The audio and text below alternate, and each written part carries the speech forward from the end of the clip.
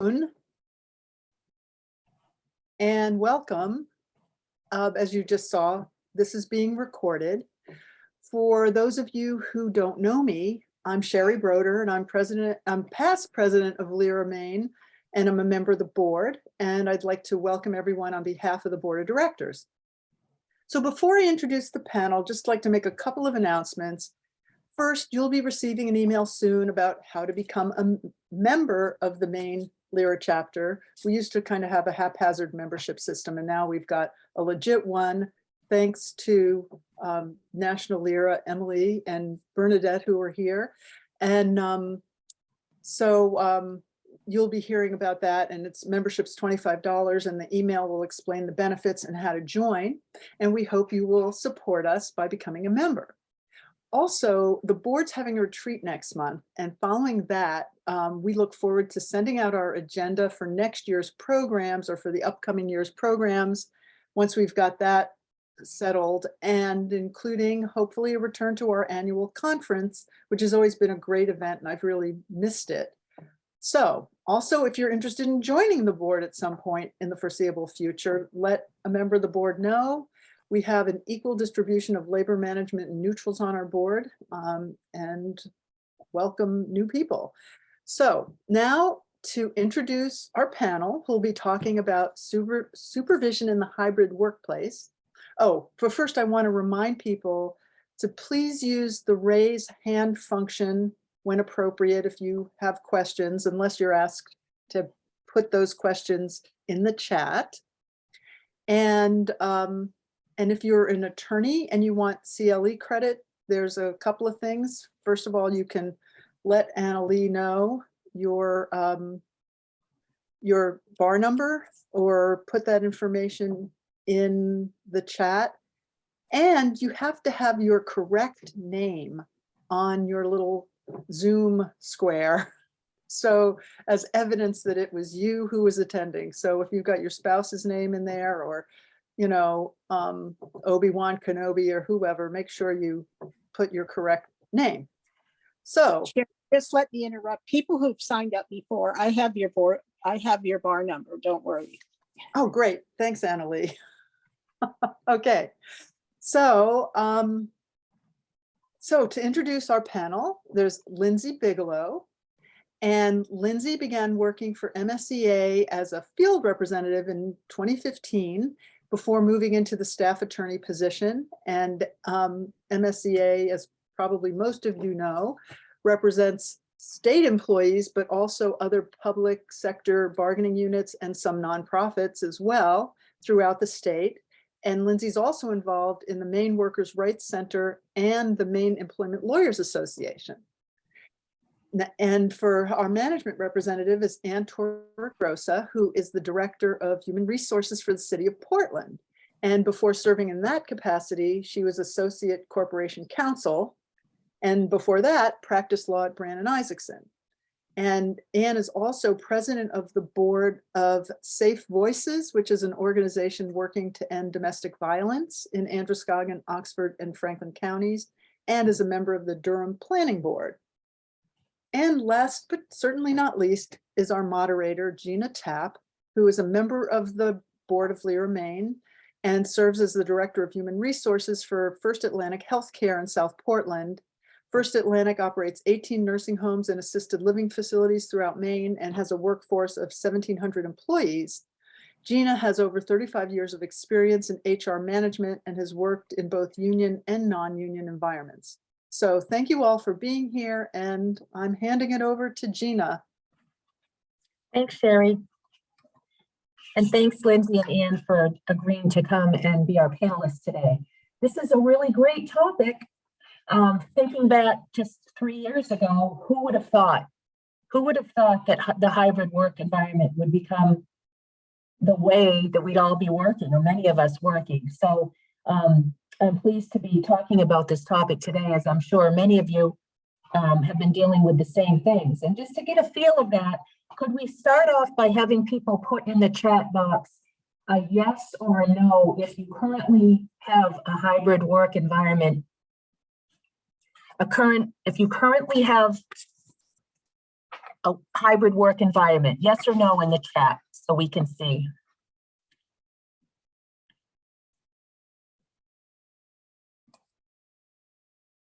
Yes, yes, yes. Everyone's responding yes. Things have really changed.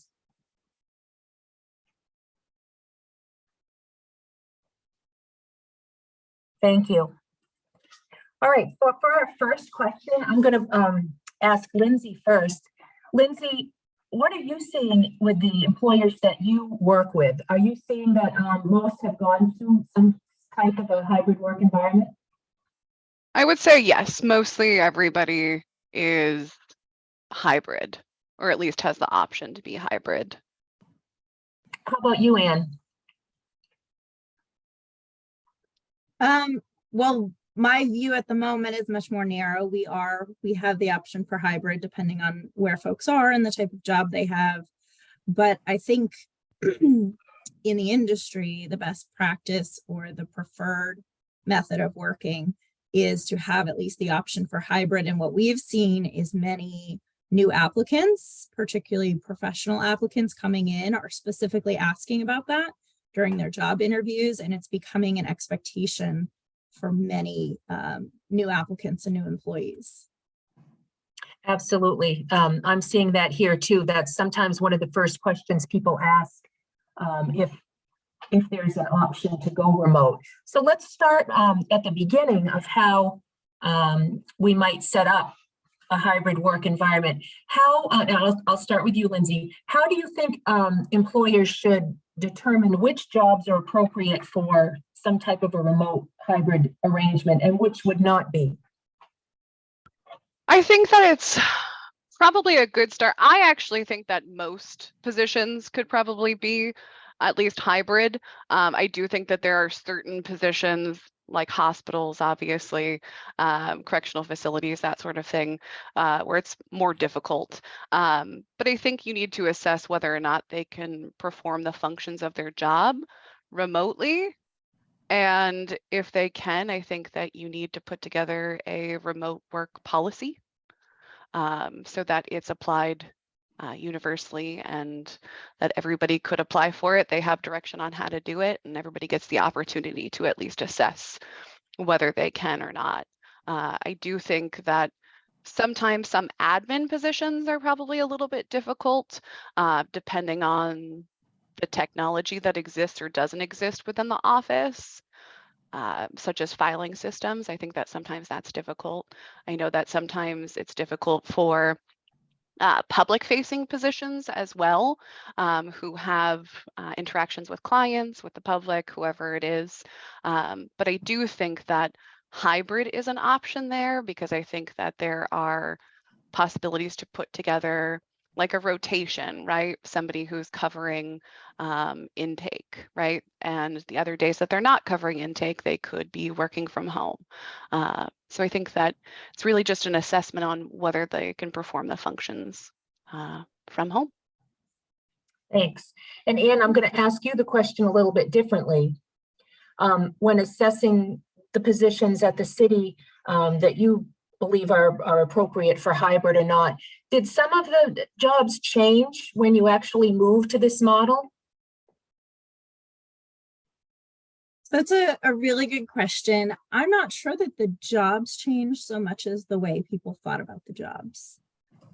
So COVID, right, and we didn't do this in a vacuum. We didn't have this luxury of stepping back and thinking about it. COVID really, as it did with many, sort of forced us into it. And we saw that many people could do at least part of their job from home.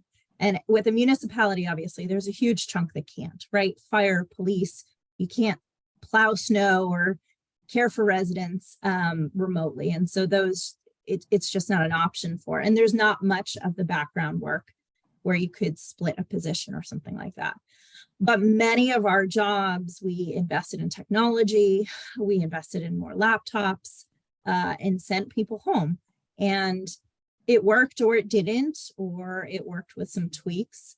But I think it forced us to realize that had we done this in a vacuum, I think many fewer people would be working from home than they are today, or have the option to work remotely part of the time. But COVID really forced us to think more creatively about how we could collaborate, how we could get work done, what the technology and the systems were that would allow us to have that flexibility to allow people to work a hybrid schedule. Thank you. One of the primary things that has come up for us, and I'm sure you touched on it a little bit, Anne, the tools that we are giving people to be able to work effectively, definitely more of a focus on technology. Wondering, Lindsey, in the work environments of people that you work with, have you changed your requirements for skills around technology as you've hired more people? Has that changed in any way? I think that if there's an expectation of hybrid work, I mean, I think that people probably have to have minimal knowledge of systems like Microsoft Teams or Zoom or databases that you work in. But I do think that those skills can be learned pretty easily too.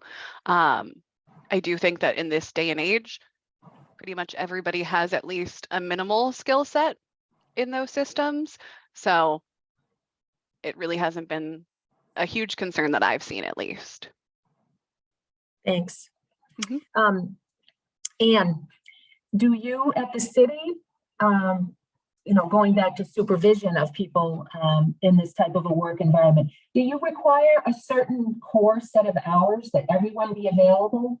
Like, for example, you can make your own schedule, but everyone must be present between 9 and 3. Anything like that?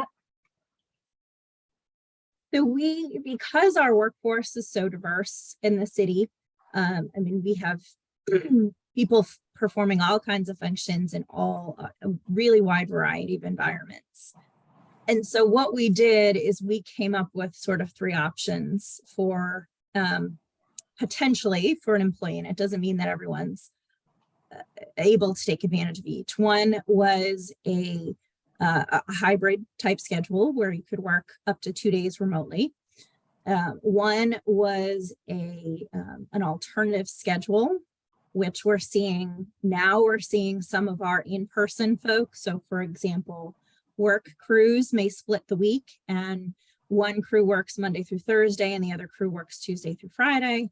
And then we have a flexible work arrangement, which is pretty rare, but we do have, for example, night meetings, and we have some employees who can flex their time. So if they have a late night meeting, they come in late, or they flex their time a little bit within the work week. And so those are the 3 types of arrangements that we set up, or possible arrangements. And then we had each department head go through and analyze by position, not by person or personality.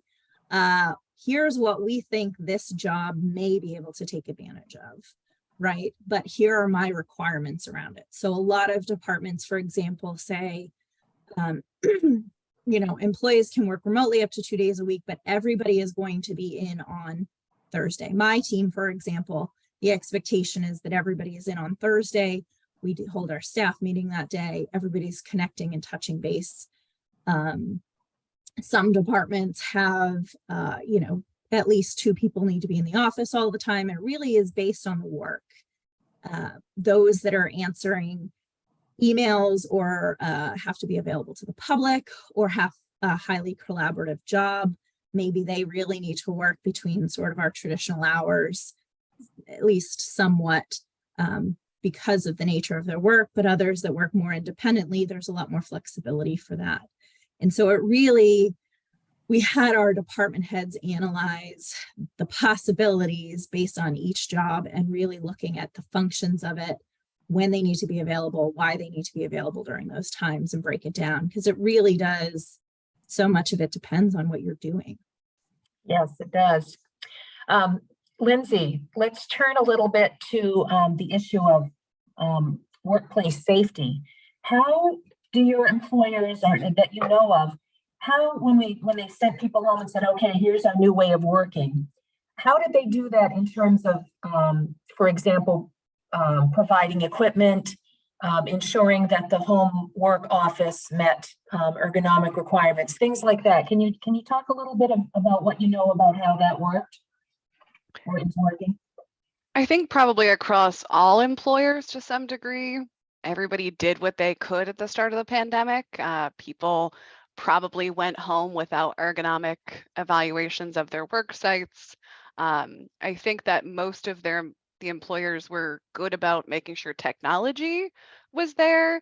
I think ensuring that there was internet at least access. I think that was a big problem for some people that live out and don't have access to great internet connections.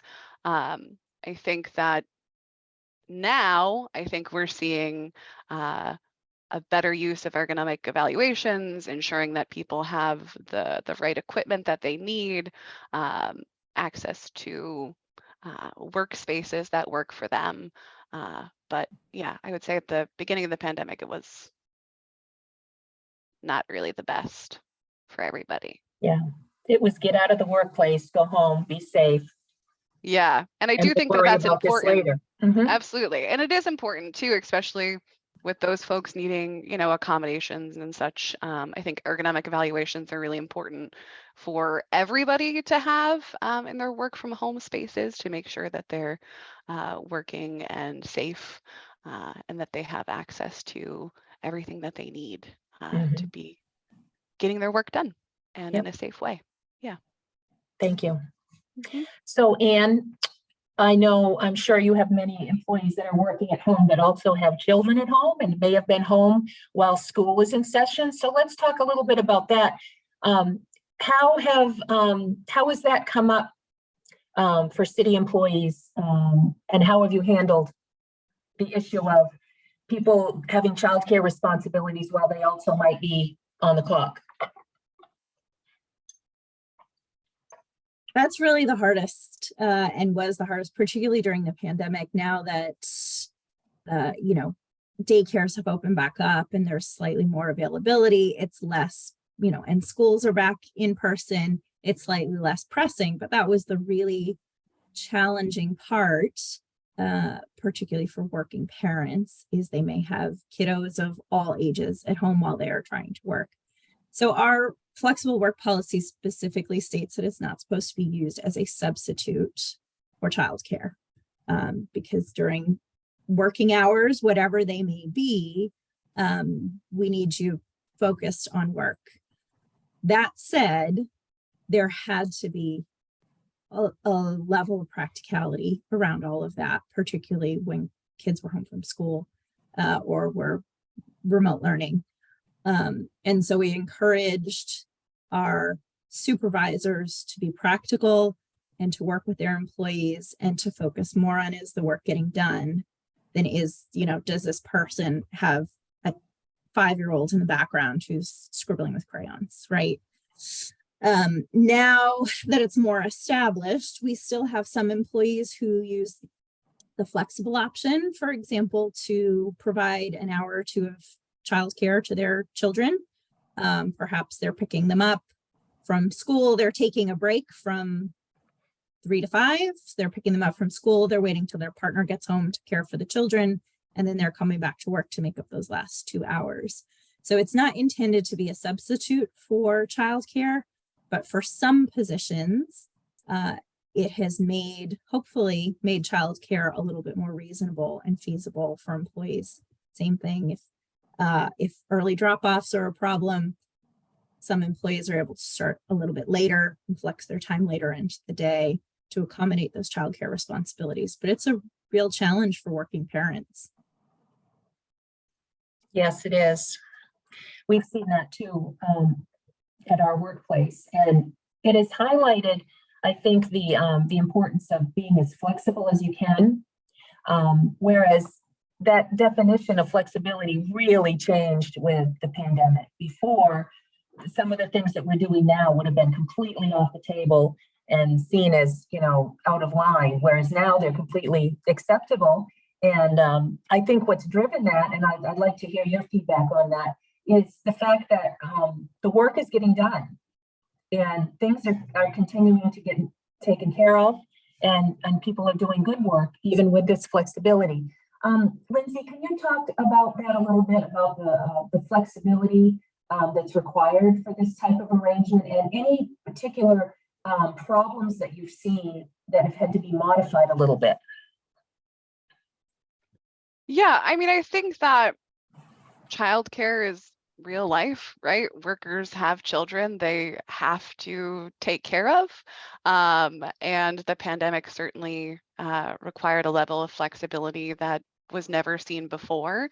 And it's great to hear what Anne was saying with her work site and the flexibility that they're giving to their workers with early drop off or picking up late, because I think that those things are necessary for workers to be happy, right? In a workplace. And I think that that's what keeps people there. I think that as far as challenges go, I think that as long as people are getting the work done, even if they're doing it at 6 or 7 o'clock at night, and that's what works for them, and they're available for, part of the day when they need to be available, then I think that is getting at what the worker needs and also the employer needs, right? As long as the work is being accomplished. And I think that that's mostly what I've seen. I can't think of any instances where I've really seen huge problems with workers not getting their work done because of childcare needs. That's great. Which is great. Yeah, that's I great. think it shows that it works for employers and workers. Thank you. So back to the supervision issue a minute. I know for me, during the pandemic and this arrangement, it's the first time that I actually had to do a termination over Zoom, and it was extremely uncomfortable and did not feel right at all. But it was what had to be done at the time. And I'm wondering, I'll ask you first, Anne, what other types of corrective action, coaching, performance improvement plan, how do you see that working or not working in a hybrid work environment? Do you actually have people come together to do that, or are you also facilitating online? Because we are still, the expectation, the default rule is that folks are in 3 days a week and remote 2 days a week. That is a little bit flexible one way or the other, depending on the nature of the position. So really most of that coaching or the hard conversations or the discipline is being done in person, because there's usually some overlap, or at least the understanding that there's overlap. So my flexible week depends on what I have for meetings, and it changes every week. And so we really are still doing that piece in person, but certainly the what needs to be coached often is very different or presented new challenges in the hybrid world, right? Everybody went home and you found folks Zooming into meetings, like hanging out on their bed in a t-shirt and not really looking appropriate for work, right? And that's not something they would ever show up in person to work for. And sometimes meetings with members of the public or developers, or take your pick.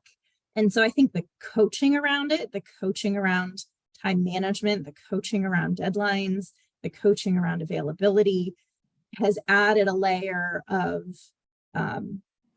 skill in conversations that I don't think managers ever had to have, because they were in person and they could look over your shoulder and see if you were playing on Facebook instead of responding, or if you weren't available, they'd walk by your office and see where you were. So upskilling our supervisor, and this is absolutely a work in progress at the city, upskilling our supervisors to have those conversations and to recognize what the real need is. Lindsey referred to, are they getting the work done? That was a really big mind shift for some of our supervisors, and still is for some of our supervisors. Are you getting the work done versus, can I see that you're active in Google, every time I check you? And that is a huge skill shift for our supervisors, and one that we are very much still making and still working on. Thank you.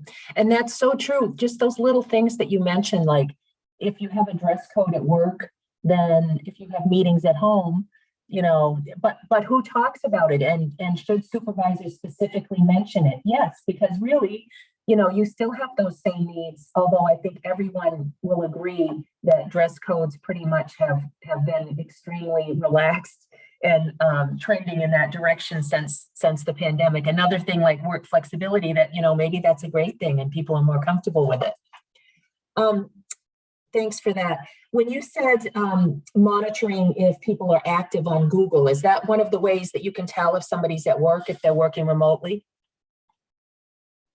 You know, we don't have any particular software. Our Google will show someone active or not active, but frankly, if they're on a phone call, their work is going to show, they're going to show as inactive. And so that's never something I rely on to judge whether an employee is actually working. If I need them, we have a chat function, I'll G-chat them, or I'll call them, or I'll shoot them a text or whatever. But 95% of the time, I don't need someone within 10 minutes, right? I need someone within an hour or a couple hours.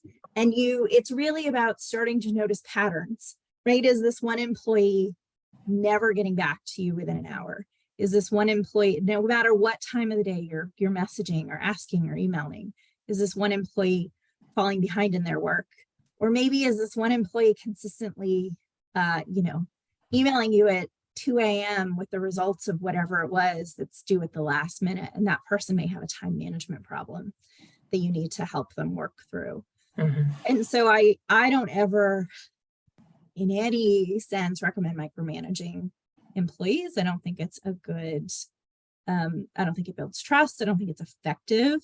It just incentivizes employees to find ways around your micromanaging instead of working with a partner, with them as a partner and setting reasonable expectations, while also frankly recognizing that some employees are going to be less successful with the hybrid schedule than others. Some employees don't have those time management skills and either need to develop them or need that structure of being in the office. Some of our brains just work very differently, and being able to recognize that and help those employees recognize that in themselves and help those employees figure out what supports they need or what boundaries they need without micromanaging, I think is the most important piece.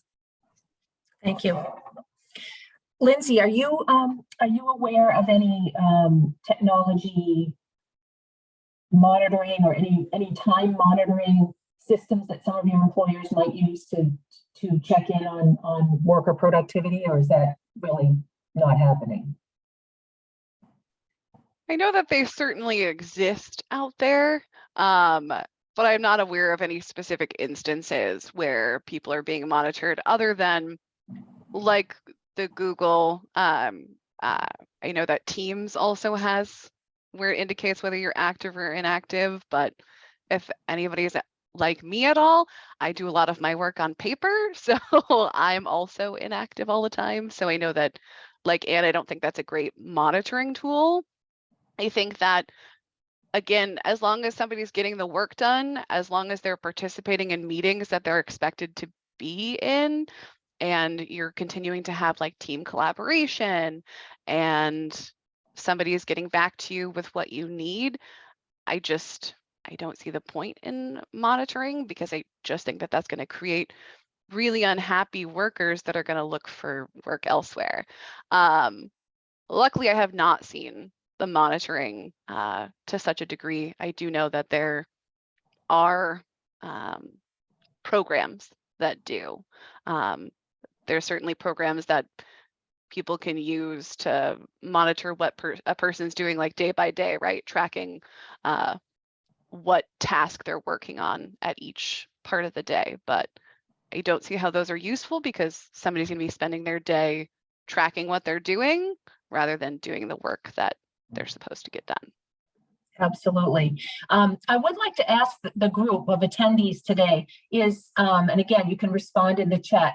Is anyone working for an organization where your productivity is being tracked in some way by some technology?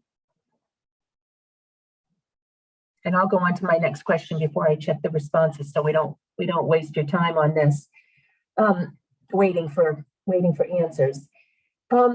one of the things that I can't help but notice, because I'm interested in human behavior, is how differently this has impacted employees who are extroverts versus employees that are introverts. And the introverts are pretty darn happy with what's happening and kind of love this working from home, being more self-directed, being more in control of your own work environment and in the way that you do your work. And have you seen any of that in people you work with? I think there are definitely, and I put myself in that category, those of us who recharge our batteries better on our own. But it's really interesting because the research around it, both for folks who are typically considered more introverted, as well as people of color and others who may be more likely to see microaggressions in the workforce, are self-selecting into more of a more remote work. But that is leading to fewer opportunities for promotion, less face time, because realistically that bias of proximity really plays in when people are getting choice assignments, when they're getting promotions, when they're getting bonuses or raises or whatever it is. That bias of proximity is very real for both introverts or anyone else who might self-select to have more remote work. So I think it's really incumbent upon the manager or the supervisor to, if you're not equalizing the time, right? If everybody can truly choose however much they want to be remote or to be in the office, to make sure you're really very consciously developing and continuing to develop those relationships with those who are self-selecting to be remote more often. But I do see many of my own direct reports enjoying that time, getting more things done during their downtime, when you just don't have to deal with the interpersonal piece that sometimes can be really draining for whatever reason. Thank you. How about you, Lindsey? What have you seen? I think that there are certain people that would prefer to be remote and certain folks that would prefer to be in the office. So it's really their choice, I guess. But I think that you can create a really collaborative team even remotely, because I do think that full remote gets lonely sometimes, right? But I think that as a team, if you have collaboration, if you have weekly meetings where you meet and discuss issues, if you have one-on-one meetings, if you're collaborating as a team and coworkers are calling other coworkers with questions, and you've really developed that bond, then I think that people are going to be much happier and less likely to, be unhappy and lonely in their remote work. But I definitely agree that extroverted people probably do have a little bit of a harder time being in remote work. But I also think that, just to some of Anne's points, I do think that having remote work or hybrid, I think, creates an environment, less fraught with harassment and antagonism, which I think is also really good for team building. And yeah. Thank you.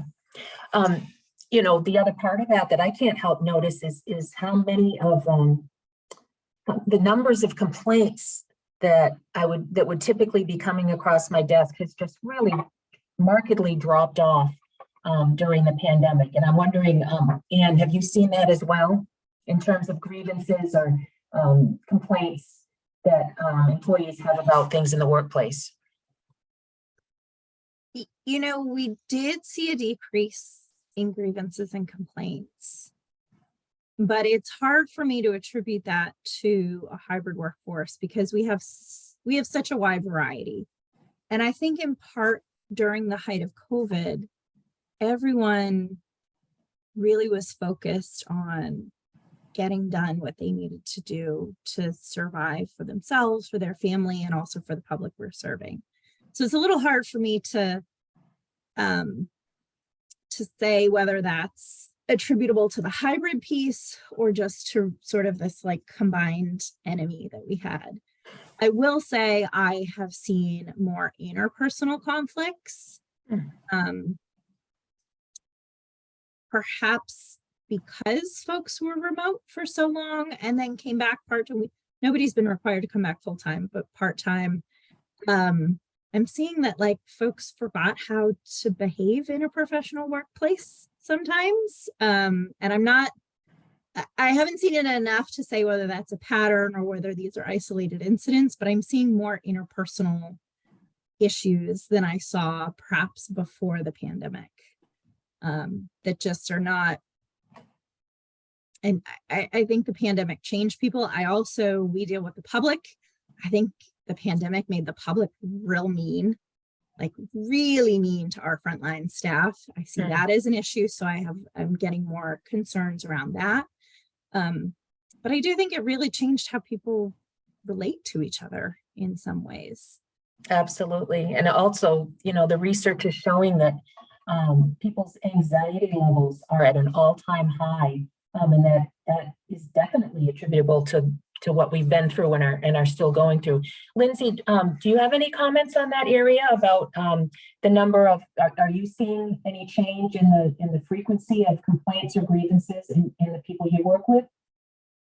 I mean, I think there's always going to be contract violations, so I can't say that there's a decrease in grievances as a whole, but I can say that there's certainly a decrease in issues related to harassment.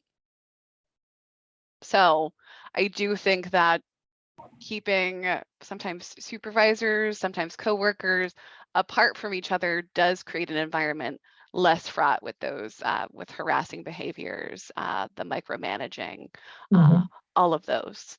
I've definitely seen a decrease in that. Thanks. Which you hope would be a good thing. It just makes you wonder absolutely. what's behind that.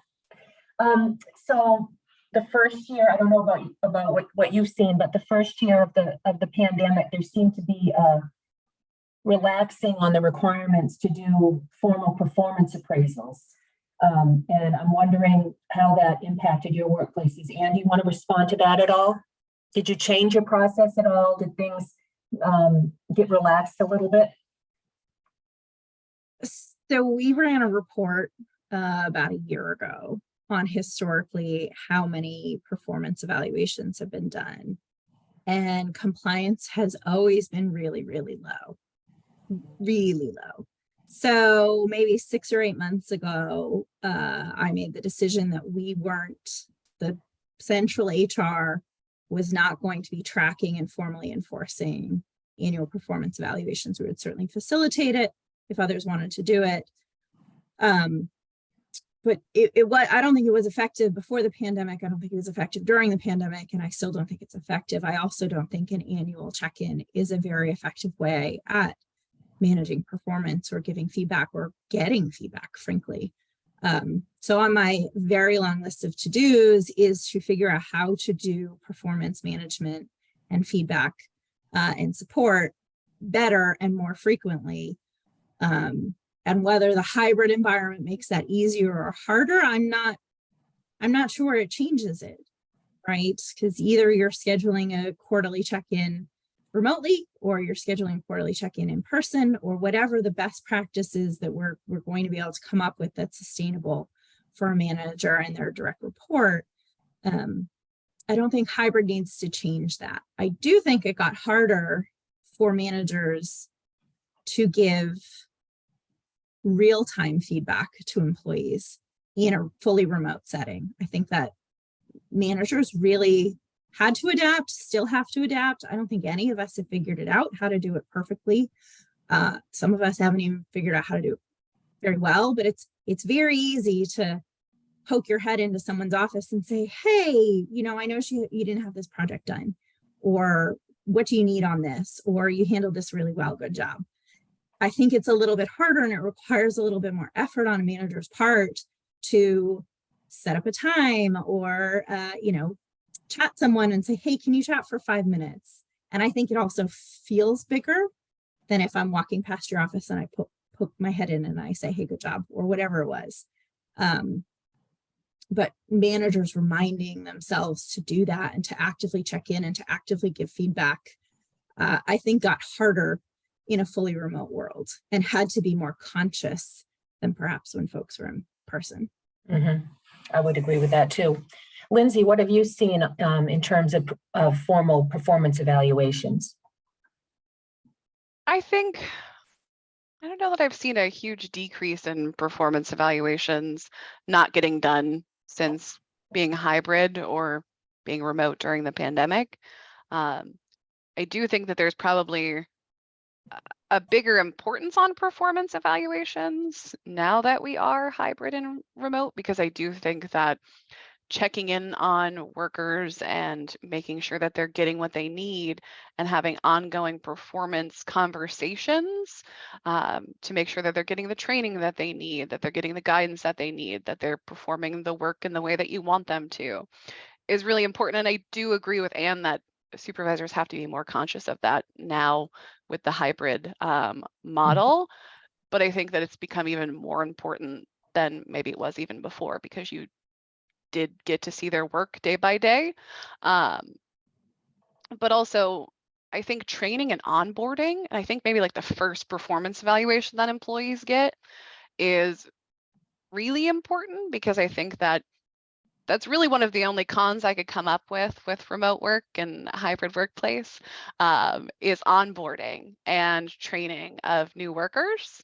And I think that performance evaluations and ongoing performance discussions is maybe the most important aspect when it comes to new workers, especially. Absolutely. That's a great point, because you think about when you come into a new employer, how do you learn your first experiences? You learn by observation. You learn by working alongside people who do similar roles as you. You kind of, you get that, not indoctrination, but that assimilation into an organization really by working closely with people. And in this type of a work environment, that can be difficult if this, what we're doing right here, this is what we get is a face and a voice, is really different than the experience of working alongside someone. Yeah. Before I came to the job I'm in now, I worked for the Portland Museum of Art for a bit, and I loved what they did with the first year of the pandemic. They suspended the formal performance evaluation process, and they had what they called a performance conversation, and they asked people to reflect on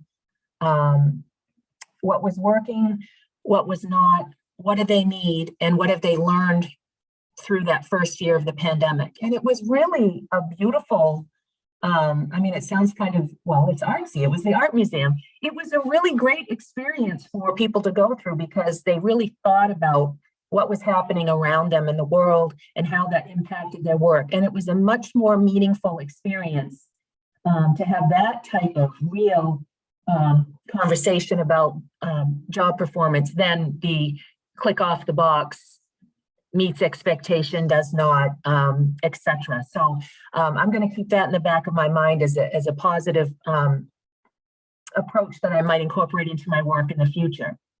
And back to your point about not having so much of the formal process. I think in general, we're seeing HR go that direction actually. And instead of having a one annual review every year, the more valuable experience is the one-on-one coaching and the just-in-time coaching and the continual conversation about, again, what's working, what's not, and what do you need. Interesting, very interesting.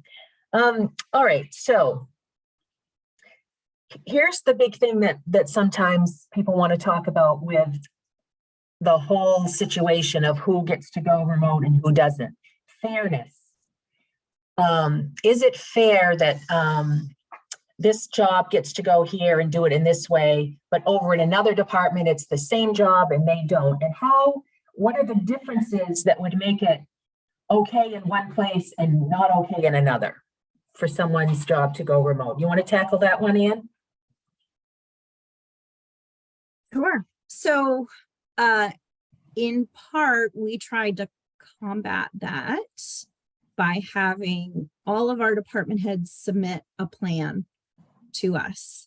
And where jobs at least have the same job title or similar job duties. I personally, and someone from the city's manager's office was looking through all of them to find some consistency, because really managers have different feelings towards remote work.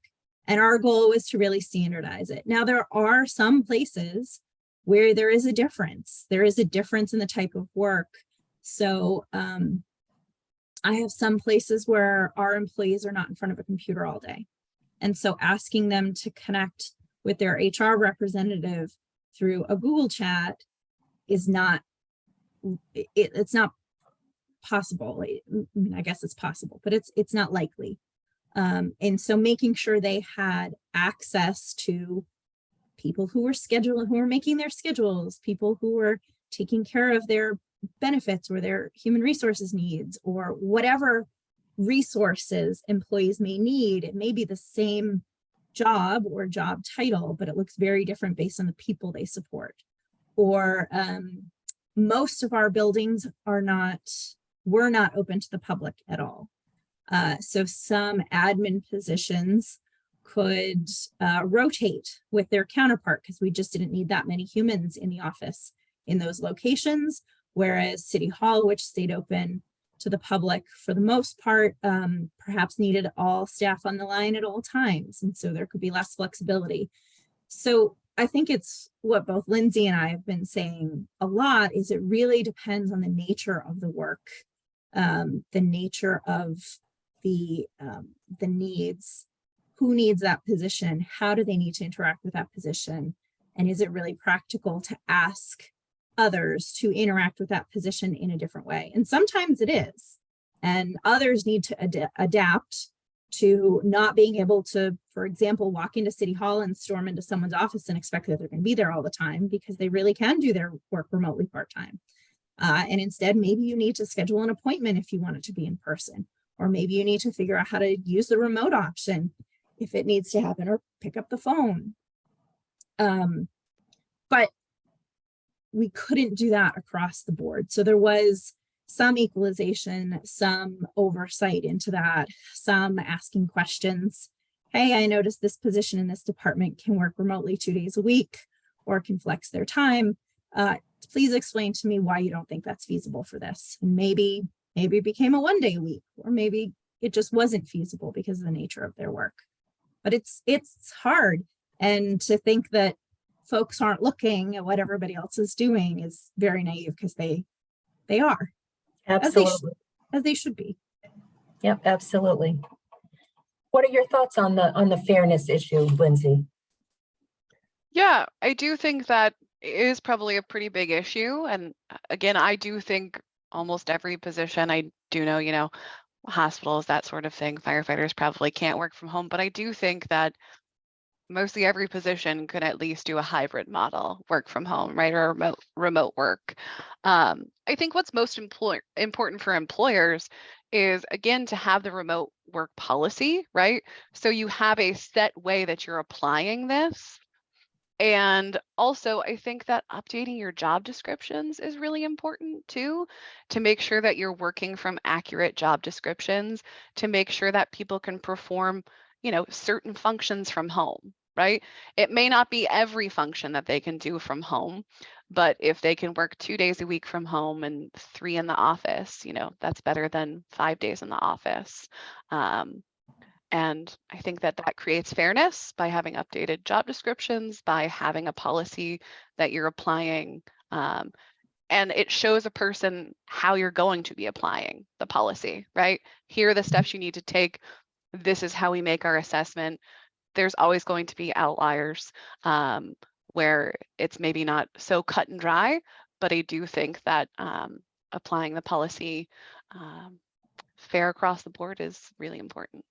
Mm-hmm, definitely. And I really love what you said about making sure that job descriptions are up to date. If that was an annual requirement, I would love that, because I think working in HR, you just constantly run into that, someone having an issue, and then you pull the job description and look at it, and like a third of it is what remains left that is actually close to what the person does. So thanks for bringing up point, how important it is for supervisors to make sure those are up to date. I have a last question for you that this one is a stickler because it's again, it's something that we never had to deal with before, but let's say you have someone who's approved for remote work and you find out that they're actually working from Florida. Do you care? Anne? They're getting the job done. I absolutely do not care. I mean, I probably care for payroll purposes and taxes, but I absolutely do not care. How about you, Lindsay? I would echo Anne. Yep. That I think as long as they're getting the work done. Yep. The only, I would agree with you. That's what I've seen with our managers too. They really don't care as long as the work is getting done. The place where it made a difference was someone actually moved out of state. And then it does make a difference because you have to check workers' comp and taxes, and it's not as easy as just, hey, I'll see you later. But again, that's for, like fully remote jobs. I've gone through all of my questions. Speakers, is there anything, like, I'll start with you, Anne, is there anything that you would like to add to this conversation that we have not mentioned today regarding supervision in the hybrid work environment? I think really the biggest part for me is figuring out how to do team building well, because there really is a hurdle when you have to reach out to someone on Google or Google Meets or something like that than just wandering by and poking your head in their office. And I mean, I'm fortunate I'm in a hybrid environment where I do have my team all on site 1 day a week. And the interaction I get, sometimes I'll sit up in my office and I'll listen to them all just chit-chatting below me about Netflix or whatever it is, makes me so happy. And you don't get those interactions in a hybrid environment. So if you are in a fully remote environment, so if you are fully remote, figuring out how to build those relationships and that stickiness is really challenging, but really important to substitute for that in-person, just friendliness, just friendships, connections, because I think everything is better and is more efficient when you have those relationships, and particularly when you're bringing on a new employee, getting them used to the culture of your workforce, getting them used to who their resources are. If it's not a hybrid environment where people are in person together, you have to be really, really intentional about how you build that in a fully remote environment. Absolutely. So important that that human side of it is making sure those connections stay important to all of our work. Lindsay, any final thoughts from you on this? Yeah, I do think a lot of people really miss the collegial atmosphere where you can pop into somebody's office and then all of a sudden it turns into 5 people talking through an issue that you've been stumped on. I do think that is really important with the world of Teams and Zoom and working remotely. And I know that I think Emily in the chat was talking about how do you do that with being fully remote. I think that building in those weekly meetings, those Teams meetings, building in those one-on-one meetings with your supervisor, whether it's bi-weekly or monthly, to do check-ins to make sure. Also, you can still do shadowing, right, with your coworkers. You can still have those relationships. You just have to go about it in a different way. So it's really, you have to be cognizant of the fact that, I'm going into this meeting and I think this would be really a great meeting for my coworker who's new to come into. So I think that supervisors, if their biggest goal here, right, should be creating a team where the team members don't just depend on you, they also depend on each other. And I think that as long as you're having those check-ins and making sure that people are getting the guidance, the training, the information that they need, I think that you can have that collegial atmosphere still, especially after this many years being remote, right? I think we're all still working on it, but I think it's gotten a lot better, maybe 75% better. That's great. And you know, you can still do employee recognition events on Zoom. You know, you can still have employee of the month or happy birthday at 3 o'clock. We're going to have cake, bring whatever you want, and we're going to celebrate so-and-so's birthday. And just, you can still have those touch points. To Emily's point, doing that in a fully remote environment is obviously different because look, we'd be like doing what we're doing right here, but you can still have fun doing that if you intentionally make time for it. So it's not all work all the time, every day. Think of it when you're off in the office, you're still doing fun things together, as Ian mentioned, and that really does help build a great positive work environment where everyone feels comfortable and happy and can do their best work.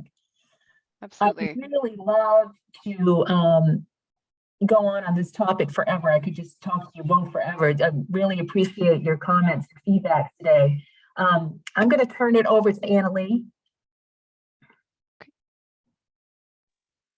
Okay, thank you. Sherry had to leave, so she chatted and said, since you're the only officer left on the call, would you just thank everybody for coming? Thank you. Thank the presenters for presenting an interesting topic. Sherry gave you the announcements. If you did not receive a chat from me that I have you on the list for a CLE, you still need to let me know because I only have 4 of you. And the other names I didn't recognize, whether you're a lawyer or not. And we won't be doing anything in July. We're taking the summer off. And after our retreat in June, you'll hear from us whether we're going to do just the 1 hour every other month meeting in September or try to put a conference together. Yes, Anne, you could I'll put you on the list. So with that, if you don't let me know before this ends, I